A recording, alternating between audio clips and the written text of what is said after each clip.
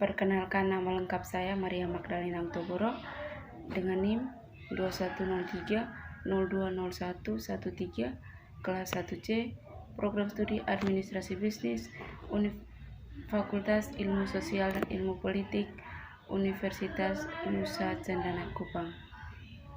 Baik, di sini saya akan menjelaskan materi yang telah saya review dari pertemuan pertama sampai dengan tengah semester. Bagian yang pertama tentang kelompok-kelompok sosial dan kehidupan masyarakat.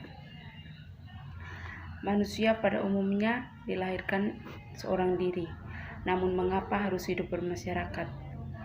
Seperti diketahui, manusia pertama adalah Adam yang telah ditakdirkan untuk hidup bersama dengan manusia lain, yaitu seorang istri yang bernama Hawa. Cerita tentang manusia yang hidup menyendiri seperti yang lain-lainnya telah kita dengar. Memang apabila manusia dibandingkan dengan makhluk hidup lainnya seperti hewan dan lain-lainnya, dia tak akan dapat hidup sendiri. Seekor anak ayam saja hidup tidak boleh sendiri, dia harus membutuhkan sang induknya. Di dalam hubungan antar manusia dengan manusia lain, agaknya yang paling penting adalah reaksi yang timbul sebagai akibat hubungan-hubungan dalam masyarakat. Reaksi tersebut yang menyebabkan tindakan seseorang menjadi bertambah luas, merupakan dorongan bagi tindakan-tindakan selanjutnya. Di dalam memberikan reaksi tersebut, ada suatu kecenderungan manusia untuk memberikan keserasian dengan tindakan-tindakan tersebut. Karena sejak dilahirkan, manusia sudah mempunyai dua hasrat atau keinginan pokok, yaitu keinginan untuk menjadi satu dengan manusia di sekelilingnya, yaitu masyarakat, dan keinginan yang kedua yaitu untuk menjadi satu dengan suasana dari sekelilingnya. Untuk dapat menghadapi dan menyesuaikan diri dengan kedua lingkungan tersebut, manusia menggunakan pikiran, perasaan, dan kehendaknya. Dalam kehidupan manusia ini, kelompok-kelompok sosial tersebut menyangkut kaitan timbal balik yang saling mempengaruhi, antara lain suatu kesadaran untuk saling tolong-menolong. Akan tetapi timbul suatu pertanyaan, setiap perhimpunan manusia dapat dinamakan kelompok sosial untuk diperlukan beberapa persyaratan. Antara lain, 1. Adanya kesadaran pada setiap anggota kelompok bahwa dia merupakan sebagian dari kelompok yang bersangkutan. 2. Adanya hubungan timbal balik antara anggota yang satu dengan anggota yang lain. 3. Ada suatu faktor yang dimiliki bersama sehingga hubungan antar mereka bertambah erat yang dapat merupakan nasib yang sama dan kepentingan yang sama, tujuan yang sama, ideologi politik yang sama, dan lain sebagainya. 4. Berstruktur, berkaidah, dan mempunyai pola perilaku. Yang kelima, bersistem dan berproses.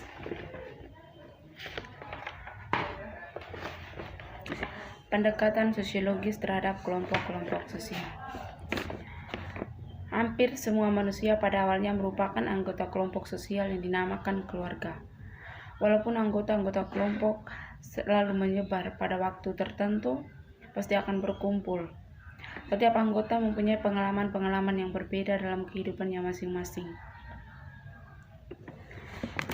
Pertukaran pengalaman semata, tetapi para anggota keluarga tersebut mungkin telah mengalami perubahan-perubahan yang telah terjadi. Suatu kelompok sosial cenderung untuk tidak menjadi kelompok yang statis, tetapi selalu berkembang serta mengalami perubahan-perubahan yang dialami, baik dalam aktivitas maupun bentuknya. Suatu aspek yang menarik dari kelompok sosial tersebut adalah bagaimana caranya mengendalikan anggota-anggotanya. Manusia merupakan makhluk yang bersegi jasmani, yaitu raga, dan rohani, yaitu jiwa. Segi rohani manusia terdiri dari pikiran dan perasaan, akan menghasilkan kehendak yang kemudian menjadi sikap tindak. Sikap tindak itulah yang kemudian menjadi landasan gerak segi jasmania seorang manusia. Segi rohani manusia di dalam proses pergaulan hidup dengan sesama yang menghasilkan kepribadian. Manusia mempunyai naluri untuk senantiasa berhubungan dengan sesama. Hubungan yang sinambung tersebut menghasilkan pola pergaulan yang dinamakan interaksi sosial. Pergaulan tersebut menghasilkan pandangan-pandangan mengenai kebaikan dan keburukan seorang manusia. Pandangan tersebut merupakan nilai dari manusia yang kemudian dapat berpengaruh terhadap cara dan pola pikir yang kuat kepada faktor kebendaan berpikirnya, kecenderungan yang bersifat materialistis. Pola berpikir tertentu yang dianuti seseorang akan mempengaruhi sikapnya sendiri. Sikap tersebut merupakan kecenderungan untuk berbuat atau tidak berbuat terhadap manusia, benda, atau keadaan. Tipe-tipe kelompok sosial. Tipe-tipe kelompok sosial dapat diklasifikasikan dari beberapa sudut atau dasar sebagai kriteria ukuran. Dalam analisis mengenai kelompok-kelompok sosial, seorang George Simmel mulai dengan bentuk terkecil yang terdiri dari satu orang sebagai fokus hubungan sosial yang dinamakan monan. Kemudian monad dikembangkan dengan meneliti sekelompok sosial yang terdiri dari 2 atau 3 orang yang disebut die serta triad dan kelompok-kelompok kecil lainnya. Ukuran lainnya adalah kepentingan dan wilayah. Suatu community wilayah merupakan kelompok-kelompok atau kesatuan atas dasar wilayah yang tidak mempunyai kepentingan khusus. Asosiasi sebagai suatu perbandingan justru dibentuk untuk memenuhi kepentingan tertentu. Sudah tentunya anggota-anggota community maupun asosiasi sadar akan adanya kepentingan bersama walaupun tidak dikhususkan secara rinci bahwa dijabarkan lebih lanjut lagi. Berlangsungnya suatu kepentingan merupakan ukuran lain bagi klasifikasi tipe-tipe sosial.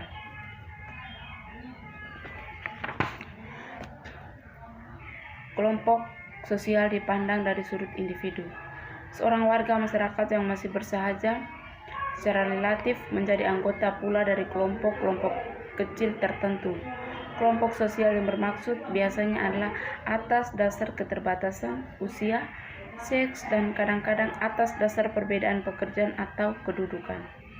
Dalam masyarakat yang sudah kompleks, individu biasanya menjadi anggota dari suatu kelompok sosial tertentu sekaligus, misalnya atas dasar seks, ras, dan sebagainya. Akan tetapi, di dalam hal lain seperti di bidang pekerjaan, rekreasi, dan sebagainya, keanggotaan bersifat sukarela. Dengan demikian, terdapat sederajat tertentu serta arti tertentu bagi individu-individu yang berhubungan dengan keanggotaan kelompok sosial tersebut.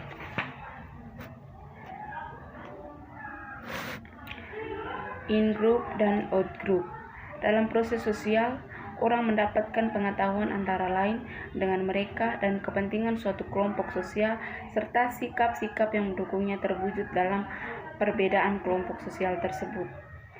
Sikap outgroup selalu ditandai dengan suatu kelainan yang berwujud antagonisme atau antipati.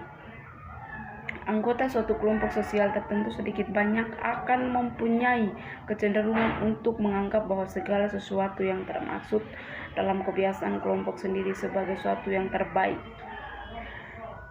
In-group dan out-group dapat dijumpai semua masyarakat, walaupun kepentingan-kepentingan tidak selalu sama. Dalam masyarakat yang bersahaja, jumlahnya tidak begitu banyak dibandingkan dengan masyarakat-masyarakat yang sudah kompleks. Kelompok primer dan kelompok sekunder.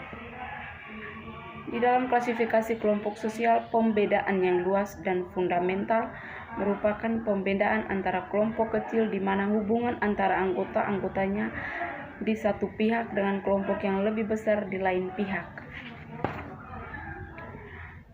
Hasil hubungan timbal balik antara anggota-anggota kelompok secara psikologis merupakan peleburan individu dengan cita-cita masing-masing sehingga tujuan dan cita-cita individu menjadi tujuan serta cita-cita pada sebuah kelompok.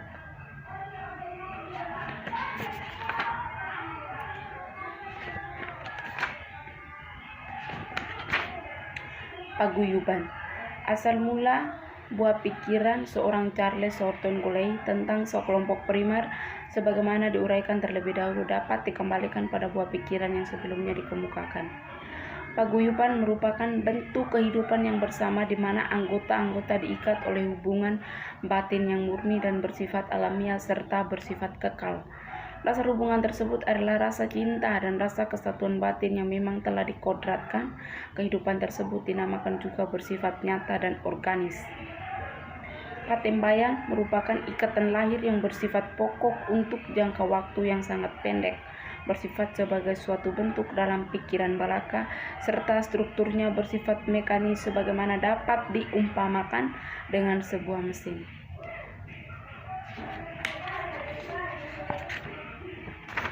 Formal group dan informal group. Suatu organisasi sudah dibentuk, diasumsikan akan merupakan suatu identitas tersendiri yang khusus hidup organisasi biasanya, walaupun terjadi perubahan-perubahan, tetapi tanpa mengubah identitas yang menjadi strukturnya sendiri.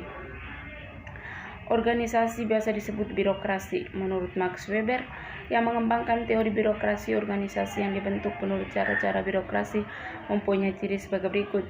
1. Tugas organisasi didistribusikan dalam beberapa posisi yang merupakan tugas-tugas dalam jabatan mereka. Yang kedua, posisi-posisi dalam organisasi terdiri dari hierarki, struktur wewenang. Hierarki berwujud sebagai piramida di mana setiap jabatan bertanggung jawab terhadap bawahan mengenai keputusan dan pelaksanaan. 3. Suatu sistem peraturan menguasai keputusan dan pelaksanaannya. Dan keempat, unsur staf yang merupakan pejabat bertugas memelihara organisasi dan khususnya keteraturan komunikasi. 5. Para pejabat berharap bahwa hubungan dengan bawahan dan pihak bersifat orientasi impersonal. Yang keenam, penyelenggara kepegawaian didasarkan pada karya. Membership group dan reference group. Pembedaan antara membership group dengan reference group berasal dari Robert K. Martin. Merupakan kelompok di mana setiap orang secara fisik menjadi anggota kelompok tersebut. Batas-batas yang dipakai untuk menentukan keanggotaan seorang pada suatu kelompok secara fisik yang tidak dapat dilakukan secara mutlak. Kelompok okunpasional dan volunteer. Masyarakat melakukan berbagai pekerjaan sekaligus. Dalam masyarakat tersebut belum ada spesialisasi yang tegas. Dalam perkembangan lanjut, spesialisasi berkembang terus menjadi hal-hal yang lebih khusus, munculnya pabrik-pabrik dan sebagainya. Dengan semakin berkembangnya masyarakat, pengkhususan diperkembangkan secara ilmiah dan dipusatkan pada lembaga-lembaga pendidikan tertentu. Salah satu akibat dari tidak terpenuhnya kepentingan yang bersifat material maupun spiritual adalah munculnya kelompok-kelompok volunteer. Kelompok volunteer mencakup orang-orang yang mempunyai kepentingan sama, namun tidak mendapatkan perhatian masyarakat yang lebih luas dalam jangkauannya. Kepentingan primer mencakup kebutuhan akan sandang, pangan, papan, kebutuhan akan keselamatan jiwa dan harta benda, kebutuhan akan harga diri, kebutuhan untuk dapat mengembangkan potensi diri, kebutuhan akan kasih sayang. Kelompok sosial yang tidak teratur. Kerumunan. Ukuran utama adanya kerumunan adalah kehadiran orang-orang secara fisik. Kerumunan jelas tidak terorganisasi. Kerumunan tersebut segera mati setelah orang-orangnya bubar. Untuk membubarkan suatu kerumunan diperlukan usaha-usaha mengalihkan pusat perhatian dengan mengupayakan agar individu-individu sadar kembali dan akan kedudukan dan peranan yang sesungguhnya. Bentuk-bentuk kerumunan. 1. Kerumunan yang berartikulasi dengan struktur sosial, yaitu formal audience dan planning expressive group.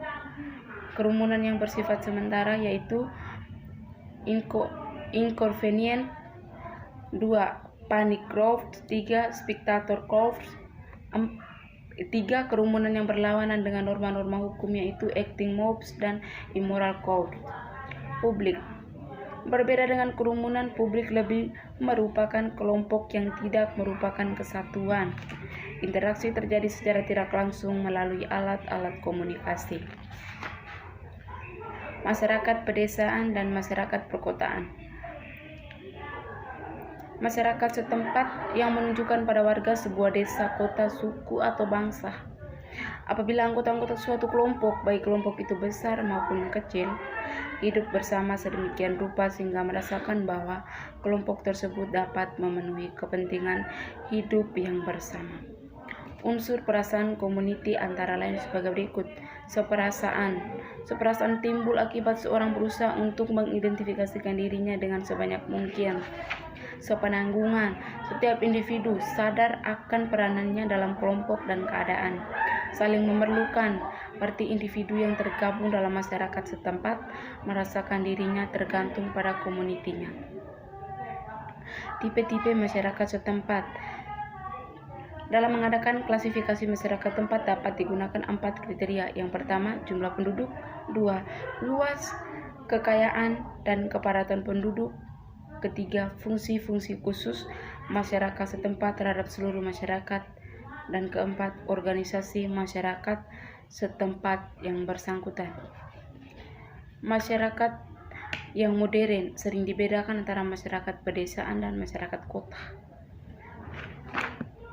Warga pedesaan, suatu masyarakat mempunyai hubungan yang lebih erat dan lebih mendalam ketimbang hubungan mereka dengan warga masyarakat. Sistem pemilik tanah, yaitu sistem milik umum, sistem milik komunal, dan sistem milik individu. Kebudayaan dan masyarakat. Dalam kehidupan sehari-hari, orang sering membicarakan soal kebudayaan. Kebudayaan sebenarnya secara khusus lebih diteliti dipelajari oleh antropologi budaya.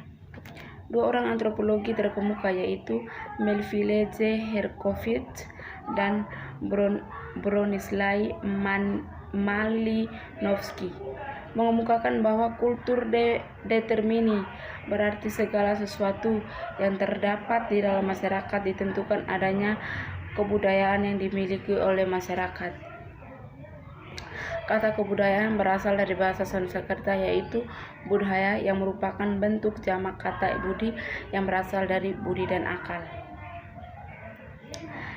Istilah kultur yang merupakan istilah bahasa asing yang sama artinya dengan kebudayaan berarti dari mengolah atau mengerjakan yaitu mengolah tanah atau bertani.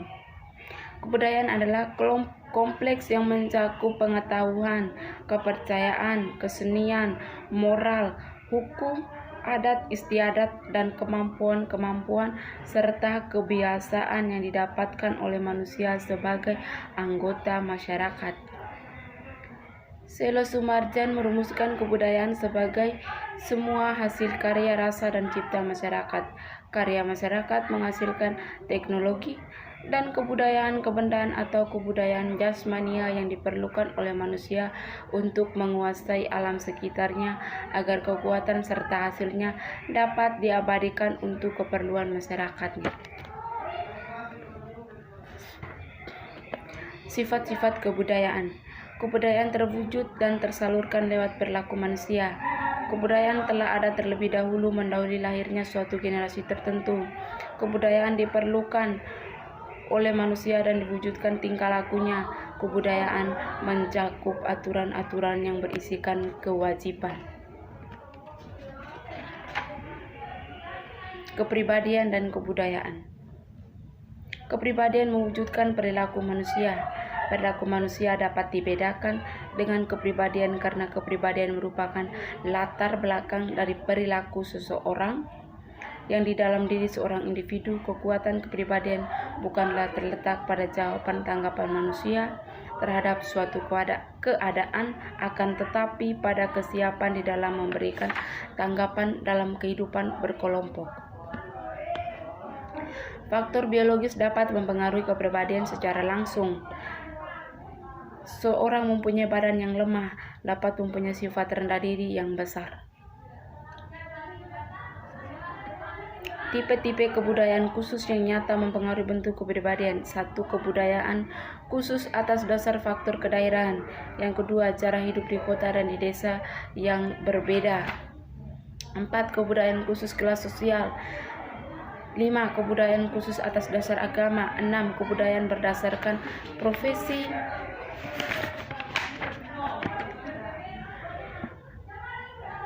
sifat abstrak, maka perlu diketengahkan beberapa indikator nilai-nilai, yaitu hakikat hidup, hakikat karya, hakikat waktu, hakikat lingkungan alam, dan hakikat lingkungan sosial. Gerakan kebudayaan. Akulturasi terjadi bila suatu kelompok manusia dengan suatu kelompok kebudayaan tertentu dihadapkan pada unsur-unsur suatu kebudayaan asing yang berbeda sedemikian rupa sehingga unsur-unsur kebudayaan asing ini dengan lambat laun diterima, diolah dalam kehidupan kelompok tersebut. Pada umumnya unsur-unsur kebudayaan asing yang mudah diterima adalah unsur kebudayaan kebendaan, unsur-unsur yang terbukti membawa manfaat, unsur-unsur yang lebih mudah disesuaikan dengan keadaan masyarakat yang menerima unsur-unsur baru tersebut. Unsur-unsur kebudayaan yang sulit diterima yaitu unsur-unsur yang menyangkut sistem kepercayaan seperti ideologi, falsafah, dan hidup-hidup lainnya.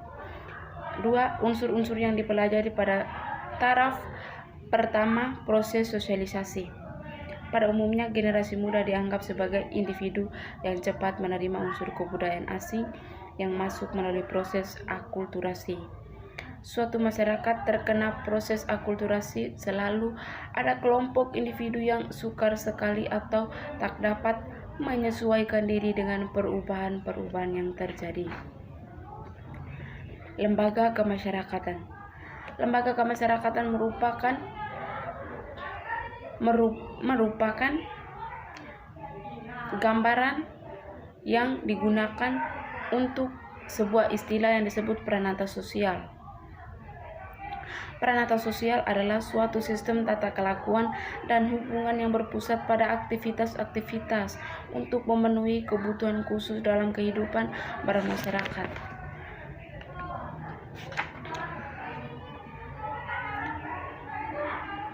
Seseorang sosiologi yaitu Sumner yang melihatnya dari sudut pandang kebudayaan, mengartikan lembaga kemasyarakatan sebagai perbuatan, cita-cita, sikap, dan perlengkapan kebudayaan yang bersifat kekal serta bertujuan untuk memenuhi kebutuhan-kebutuhan masyarakat. Lembaga kemasyarakatan bertujuan untuk memenuhi kebutuhan pokok manusia pada dasarnya mempunyai fungsi 1. Memberikan pedoman pada masyarakat, 2. Menjaga kebutuhan masyarakat, 3. Memberikan pegangan kepada masyarakat untuk mengadakan sistem pengendalian sosial. Proses pertumbuhan lembaga kemasyarakatan. 1. Norma masyarakat. Norma ini terdiri dari cara yang menonjol di dalam hubungan antar individu dalam masyarakat. Yang kedua, kebiasaan mempunyai kekuatan mengikat yang lebih besar daripada cara.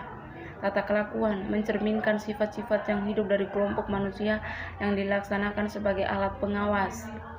Tata kelakuan sangat penting dengan alasan-alasan sebagai berikut. 1. Tata kelakuan memberikan batas-batas pada perilaku individu. 2. Tata kelakuan mengidentifikasikan individu dengan kelompoknya. 3. Tata kelakuan menjaga solidaritas antar anggota masyarakat. Lembaga masyarakat dianggap sebagai peraturan apabila norma tersebut membatasi serta mengatur perilaku orang-orang. Misalnya, lembaga perkawinan mengatur hubungan antara wanita dan pria. Lembaga kemasyarakatan dianggap sungguh-sungguh berlaku apabila norma-norma sepenuhnya membangun pelaksanaan pola-pola kehidupan masyarakat. Suatu norma tertentu dikatakan melembaga apabila norma tersebut diketahui, dipahami atau dimengerti, ditaati, dan dihargai. Lapisan masyarakat. Setiap masyarakat senantiasa mempunyai penghargaan tertentu terhadap hal-hal tertentu dan masyarakat yang bersangkutan.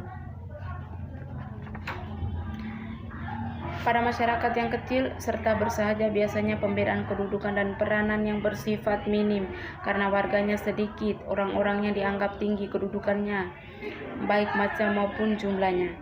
Lapisan tersebut tidak hanya dapat dijumpai pada masyarakat manusia tetapi juga pada masyarakat hewan dan tumbuhan. Lapisan masyarakat memiliki banyak bentuk-bentuk konkret, akan tetapi secara prinsip bentuk tersebut dapat diklasifikasikan ke dalam 3 macam, yaitu ekonomis, politis, yang didasarkan pada jabatan-jabatan tertentu dalam masyarakat, Umumnya ketiga bentuk pokok tadi mempunyai hubungan yang erat satu dengan yang lain, di mana terjadinya saling memengaruhi. Timbulnya pelapisan sosial. Selama dalam suatu masyarakat ada sesuatu yang dihargai, dan setiap masyarakat pasti mempunyai sesuatu yang dihargai. Kelas-kelas dalam masyarakat. Di dalam uraian tentang teori lapisan senantiasa dijumpai istilah kelas. Ada pula yang menggunakan istilah kelas hanya untuk lapisan yang berdasarkan atas unsur ekonomis. Max Weber mengadakan pembedaan antara dasar ekonomis dengan dasar kedudukan sosial, akan tetapi mempergunakan istilah kelas bagi semua lapisan. Joseph Schumpeter mengatakan bahwa kelas-kelas dalam masyarakat terbentuk karena diperlukan untuk menyesuaikan masyarakat dengan keperluan-keperluan yang nyata.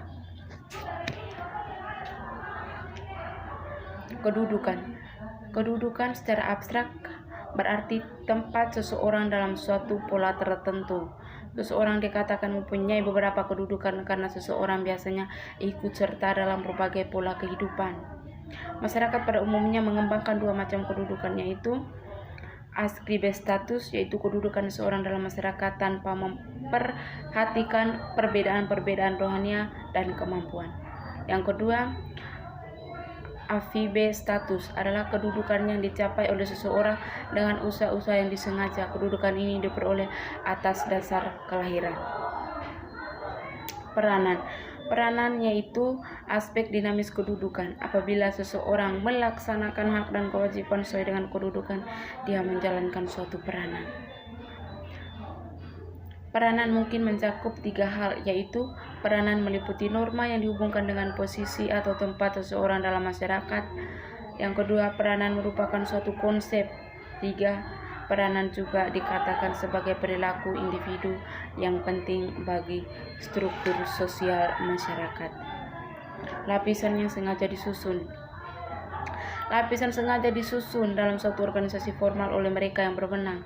Untuk itu, secara panjang lebar diuraikan oleh seorang Chester F. Bernard dalam karangannya yang berjudul The Functional of Status System.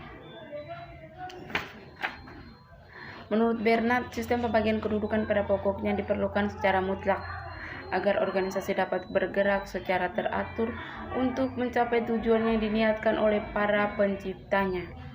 Sistem kedudukan dalam organisasi formal timbul karena perbedaan kebutuhan, kepentingan, dan kemampuan individual yang mencakup hal-hal sebagai berikut. 1. Perbedaan kemampuan individu. 2. Perbedaan yang menyangkut kesukaran untuk melakukan bermacam-macam jenis pekerjaan. Yang ketiga, perbedaan kepentingan masing-masing jenis pekerjaan. 4. Keinginan pada kedudukan yang formal. 5. Kebutuhan akan perlindungan bagi seseorang.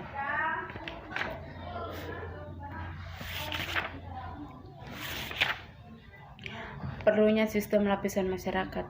Manusia pada umumnya bercita-cita agar ada perbedaan kedudukan dan peranan dalam masyarakat. Akan tetapi cita-cita tersebut selalu akan bertumbuh pada kenyataan dan berlainan. Dengan demikian, sistem lapisan masyarakat karena gejala tersebut sekaligus memecahkan persoalan yang dihadapi masyarakat, yaitu menempatkan individu dalam tempat yang tersedia dalam struktur sosial dan mendorongnya agar melaksanakan kewajiban yang sesuai dengan kedudukan serta peranannya. Sekian dan terima kasih.